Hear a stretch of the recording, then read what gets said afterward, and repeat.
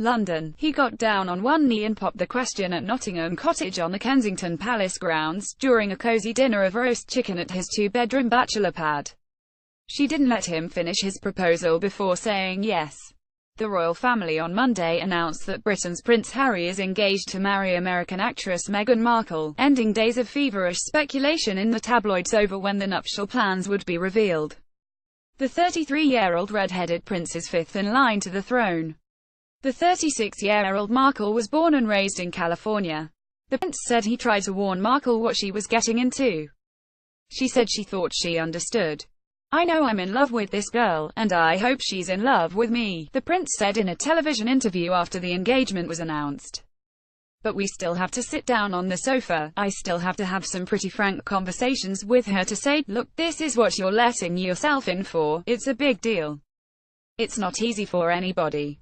I know that at the end of the day, she chooses me, I choose her, and, therefore, whatever we have to tackle together or individually, we will always be as together as a team."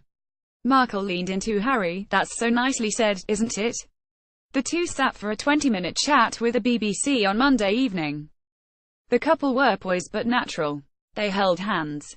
They finished each other's sentences, in a good way. It was the first time they have spoken as a couple, the first venture into this new role of a royal pair. They addressed tabloid culture, race, the legacy of Princess Diana, the ring, meeting the Queen and her corgis, and Markle being a foreigner. Markle was assertive but gushed a little. The prince appeared a little nervous and cracked a few jokes. "Children?" asked the BBC journalist. "Not currently, no," Harry said, grinning. "No, of course, you know, one step at a time. Hopefully, we will start a family in the near future." The couple will wed in the spring of next year, date and location not yet revealed. The last time an American married into the royal family, Britain and the monarchy were plunged into crisis. In 1936, King Edward VIII abdicated the throne to marry Wallis Simpson, a Baltimore socialite and divorcee. Harry confirmed he was dating the actress in November 2016, when he blasted the tabloid press for subjecting Markle to a wave of abuse and harassment. The palace condemned the smear on the front page of a national newspaper, the racial undertones of comment pieces, and the outright sexism and racism of social media trolls and web article comments. Markle's mother is African American, and her father is white. She is divorced, without children from her previous marriage. Markle said the scrutiny back then of being Prince Harry's girlfriend was hard, especially the initial reports and comments that focused on race. "Of course it's disheartening," she said. "You know it's a shame that is the climate in this world, to focus that much on that." She added, "I'm proud of who I am and where I come from." The couple were set up by a mutual friend and met for a drink on what they described as a blind date. Both professed they were a little clueless. Markle said, "Because I'm from the States, you don't grow up with the same understanding of the royal family. And so, while I now understand very clearly there's a global interest there, I didn't know much about him." Markle said she asked her friend only one question: was he nice? Because if he wasn't kind, it didn't seem like it would make sense. The prince confessed, "I never even heard of her." In her career, Markle is best known for playing the character Rachel Zane in the New York City legal drama, Suits, which is filmed in Toronto, where Markle has been living. Harry said, "I'd never watched Suits, I never heard of Meghan before.